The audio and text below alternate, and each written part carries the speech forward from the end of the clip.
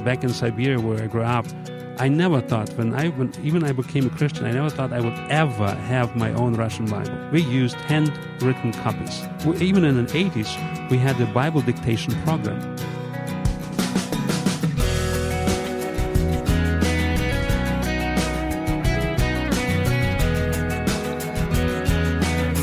Today on First Person, you'll hear firsthand the story of a Christian broadcaster who started life in Siberia, where his parents were exiled. I'm Wayne Shepherd, inviting you to listen now as we talk with Rudi Wiens on today's edition of First Person. Before we begin the conversation, though, please visit our website where you can learn more about our guest and the ministry where he serves Christ, the Far East Broadcasting Company. At firstpersoninterview.com, you'll find informational links, an audio archive where today's program and all previous programs are stored, and a schedule of upcoming guests. Once again, firstpersoninterview.com. One more thing, this program is available on iTunes as a podcast, and you can subscribe free of charge using your favorite player or mobile app. Today's guest, Rudi Wiens, is a much-loved and respected Christian broadcaster in many parts of the world. He serves Christ both on the air and behind the scenes, helping to build radio stations for FEBC in out-of-the-way countries where the gospel is proclaimed. But Rudi has a very interesting life story, and that's what I want you to hear today. Well, I like to start with a place where it's very cold, which is North Asia, called Siberia. That's where I grew up. So it was really cold in the wintertime. I remember minus about 70 Fahrenheit. And this is during the Soviet era. That was so we are talking about Siberia, right? That's exactly in the 60s, basically, where my childhood was in Siberia.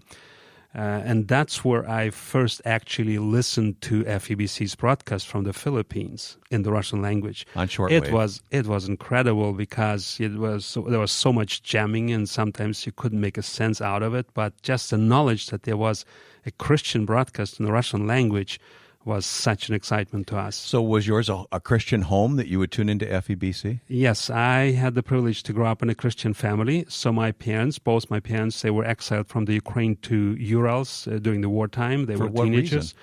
Because they had a Germanic background. So my ethnic background is more from Netherlands, Dutch, the Mennonite kind of movement that settled in South Ukraine. And so that's why my dad was 15, my mom also around that age. So when the war broke out, and so they were just shifted off to Ural, to the so-called labor army. Yeah, so they had no choice in the matter whatsoever. No, it was like an exile. Actually, as a matter of fact, they were under that kind of agreement there in that city of Orsk until 57. Only in 57, Really? Already several years after Stalin passed away.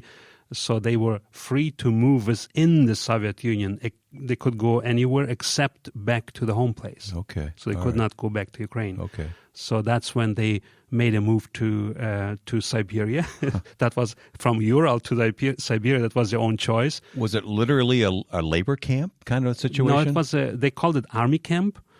So that they worked simply. They lived in a city. They married there, during that time. So they lived in an apartment. Yes, in an apartment, worked, but they could not leave the city. My goodness. And there were millions of people like that. So the Germanic people, that had any German roots, or the Chechnya people, for example, they were also exiled. That was a kind how Stalin actually kept, from gathering people, ethnic people groups gathering together and causing problems. Do you mind telling me what year you were born, Rudi? 54. 54, okay. Well, you're younger than I am, so I guess you don't mind telling me that, do you? No. So you were pretty young then when they left. That's right. I was 3-4 years old. I think 3.5. Do you have any memory at all of being in that place? I visited later, so I don't really. I have been in Orsk, in that city, later on, and so there's a church. I visited that church, and so, of course, they used to listen to me, on a regular basis, many of them. And so I have been there even during the Soviet time, visiting there in my youth. But basically my childhood, from the age of 3 to 16, was in West Siberia, in Omsk. Okay. So your parents were believers and you grew up in that kind of environment in the home. Was that a risk for your parents? Yes, that was a risk. One of my aunts spent 2 years in prison in the 60s and actually early 70s for sharing Christmas stories to kids in the village, So, of course, that didn't happen to everyone who did it. We did many other things, So we organized youth rallies and so on, and we got away. But it always depended on the local officials and so on. So, can I ask, did they single her out to make an example of her, or how they were so selective in who was arrested and who wasn't, right? Very often it depended on some local officials. So if some really got so angry against Christianity, and so they actually pushed the officials to imprison people. I see. Okay. So it is. Persecution in general was not black and white, like everybody who does that will end up in prison. No, it was very selective. Yeah, but that created a fear, I would imagine, right? Of course. And then the Russians, the Slavic people are very interesting people. You have been there, you know that, right? So they like to say the right hand doesn't know what the left does. So among the officials, among the KGB agents, there were many people who did great favors to Christians because in general, they liked them. They liked them as people, as neighbors. They actually admired them. Really? I remember during my military service in the Soviet Army, I was a terrible soldier. I was a Christian. They promised me actually 5 to 7 years prison. You were conscripted. Yes, yeah. And so I didn't agree. I was quite open about my faith, and I remember one officer, especially, who tried to brainwash me. Basically, that was his duty. He had to do that, and he said. Comrade Wiens, that's how it was called there, so... Comrade, yeah, so I said, I think I know why you're so stubbornly faithful to your God. I said, well, how comes? We trained you. And I said, how did you do that? Well, we made you think. I said, thank you. I think I agree with you. That's true. In the persecution, so those people who really try to challenge you ideologically and so on, they make you think. And I remember looking back through my childhood, through my first grade in school, where you had to become an October child, so like with Lenin's symbol. Like the pioneers? Was that? The pioneers is the second one. Like in the third grade, you get a pioneer kid with a tie, the red tie, scarf. But in the first grade, you get an October child from the October Revolution, with a little pin with Lenin's head. So that's the first kind of league. And then the pioneer, and then comes Komsomol, the youth league, and then the Communist Party. Yeah. So you were always out of step with all that as a believer, right? Yeah, I even in the first grade, 6, 7 years old, I did not accept not become an October child. And so the teacher was saying, well, are you parents brainwashing you, and so on, and saying you shouldn't do that. And as a boy, can you imagine, 7-year-old boy? So I said, well, no, you are saying the other things, So my parents, they believe in God. They cannot afford to tell me what to do and what not to do. They will get in trouble. And so, no, I personally, so do I have to? Well, you should want to, they told me. Well, I don't want to. So what do you do? So actually they couldn't push me to become an October child. So, but that trained me to think on my own, even from my childhood. And I remember thinking about that. Who's right? Are my parents really stupid to believe in an existence of God or not? Or are the teachers, very decent teachers? So basically they made me think and to reason about it. And in my teenage age, I didn't have a doubt that there's a God. So somehow that was the testimony of my parents, and some of their friends was so powerful that I didn't doubt about it. You've got to look back on that and thank God for that, really. Of course. I mean, it's an amazing thing to be pushed on matters of faith as a small child the way that you were pushed. Yeah, it's definitely. So I told this officer, I said, thank you. Actually, I think you really have helped me to find the truth I believe in, which is God. Mm-hmm. So you left Siberia as a small child. Where did you go?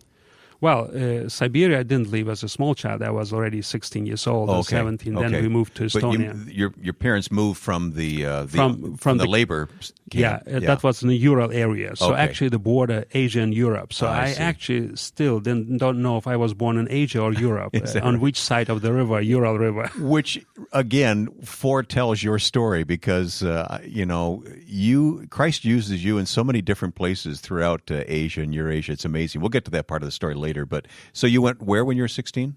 To Estonia, which is next to Finland, so it was still under Soviet Union. Now, of course, it's a part of the Western Europe. It was part of the Soviet Union, but it was a different culture in a way, wasn't it? Very different. So Estonian language is actually a unique group. It's a Finno-Uyghur language group. It's the Finns, the Estonian, and the Hungarian. It's not a European language. So the Estonians always hated Moscow's guts, in that sense. So they never liked Moscow. So it was always, the Estonian people, they were always anti-Russian, almost nationalistic, in that sense. So, but again, we moved there. Some of my relatives had relatives in Germany, so there was a Helsinki agreement, later in 1972, and so some people were able to immigrate to Western Europe. And that was basically the goal for moving from Siberia to Estonia.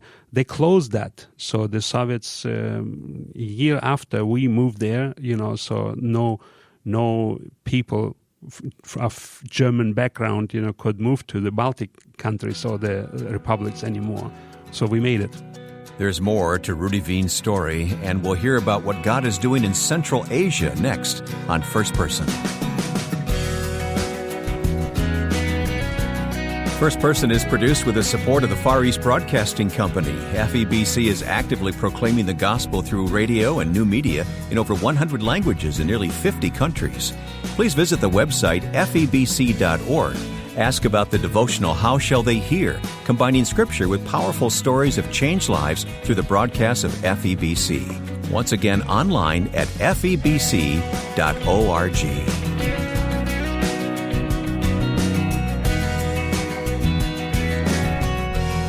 My guest on First Person today is Rudi Wiens. Rudi is with the Far East Broadcasting Company.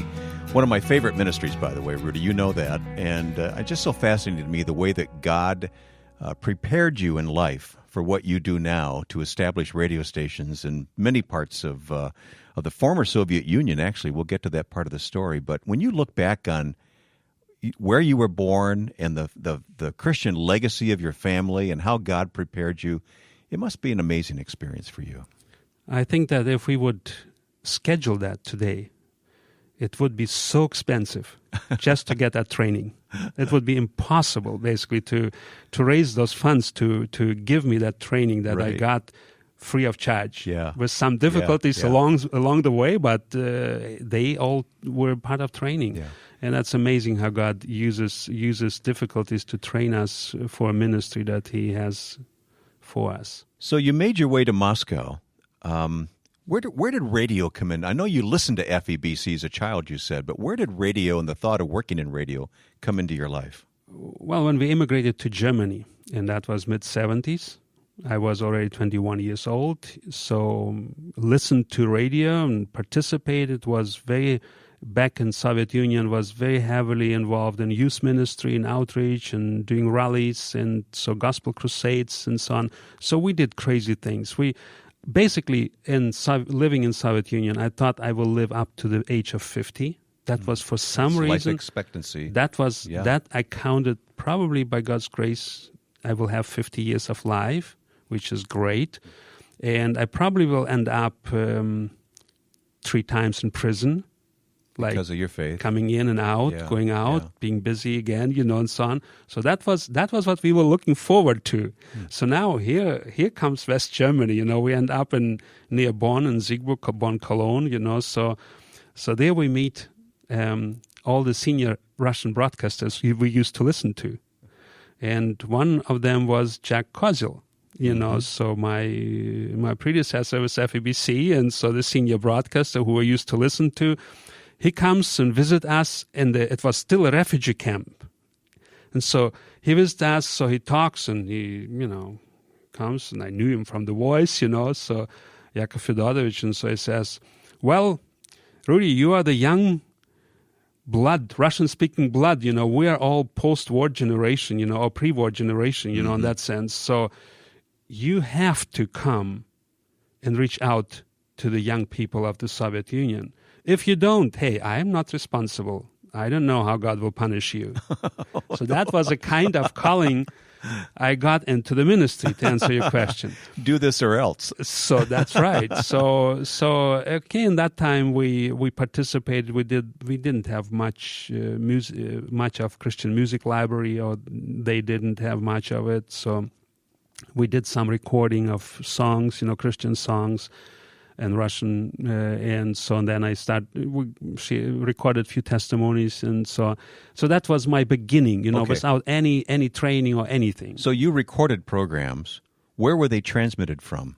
They were transmitted from, like Jack transmitted them from Philippines, from the Philippines. All right. But also there was Monaco and Transworld Radio. They used it, it was all one family, so to say. And to make the story short, after praying about it, I still decided to go to Bible school in Germany. So I went to Bible school for 3 years. I had to study German, but then to make the story short, so in January of '82, we joined FEBC and started to prepare programs. I did additional studies here at Biola University at the School of Intercultural Studies, and then special years were from 86 to 90 on Saipan, the shortwave broadcast station, the shortwave station. Very there. powerful transmitter, Exactly. not on the air any longer, but That's right. And so I really think that those 80s, the second part of the 80s from Saipan, God used it in such a mighty way. So we received letters, like the censorship came down later on in Soviet, in Russia. I was told that in '87 they stopped censoring the letters, the writing. So they began easing up. Easing up, Yeah. that's right. And so and also stopped jamming. Oh, okay. And so in '87, and that's another story I could tell you, but so they stopped that, and so we started to receive letters, 1,000 a day and more. So there were letters from all the corners of the Soviet Union. So you didn't know how many people or who was listening.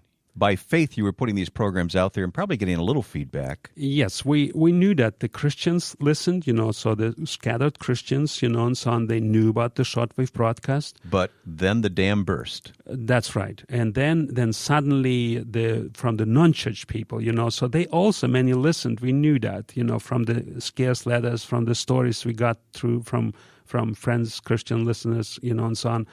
But in the late 80s, suddenly it really erupted, so people from all over, wrote. And of course, I would say 90% of all the letters had a begging or request for a Bible. People hadn't seen a New Testament or a piece of a Bible. And again, like, I know how dear it is. Back in Siberia where I grew up, I never thought, when I became a Christian, I never thought I would ever have my own Russian Bible. We used handwritten copies. There were, at that time, we even had even in the 80s, we had a Bible dictation program where we dictated the Bible so in a speed that people could write it down. So, well, I know there's so much more to your story, and it's just so fun to see how God prepares and leads people, takes them through difficulties to put them in the place where He wants them, and your life is certainly like that. I want to know how God is using you today, because you're still involved in the countries of the former Soviet Union, throughout Eurasia, helping to start radio stations, as I understand it. Is that right? Yes, that's correct, and I really thanking God for the privilege He has given me, and throughout the last 34 years now with FEBC. And of course, the 80s was filled with daily broadcast I did, from Saipan. So then so the 90s, you're an experienced programmer. That's right, Yeah. and so basically throughout the Soviet Union, the former Soviet Union, everywhere, every city, every town where they were believers, they knew me. And so now, but I didn't think that was God's calling. As soon as Russia opens up, we have to go inside, and that's what we started. Right early after Perestroika, so in the early 90s, we started to look into setting the ministry up inside the country, because that's where people live. That's where there are lots of believers as well who can share their testimony. And that's how we went in, and we got incorporated in the far east of Russia, in Khabarovsk, in February 92. That was early, yeah. And we got, as a Christian radio organizations, we got incorporated. There were no private radio organizations, period. So it's a long story, but to make the story short, when we got incorporated through Miracle and so on, so we were looking for a place to broadcast from. So we thought we want to have local interactive radio, live talk shows in Russia, and that in the early 90s. Yeah, unheard of. That was not even in the secular world yet, kind of popular. We found a place in the city, and so we found in a downtown, so there were towers, so we just drove around, and found that place, so we knocked on the door and so on. What had happened to be that used to be the jamming place, the jamming station. Is that right? So we met the chief engineer there, and he said, yeah, I know you guys. So I know also Saipan. We used to jam them until 87. Openly told that. But he said, we don't have transmitters here, broadcast transmitters. We have just transmitters who made noise, but they are out of work now. And I don't know what to do. So the country doesn't know what to do, So, hey, let me think, let's meet next day, and so on. So we met again, and so on. He offered us to modulate, kind of restructure the transmitters and create an AM station. It was a wild year, wild 90s. Help me understand, the same transmitters that were once used to jam the radio stations that you were putting Christian programs on. That's what we used. You repositioned those transmitters to broadcast the gospel. For a couple of years we did that. That's amazing. I'm out of time, but you got to tell me just some of the countries where you are presently working to establish radio stations.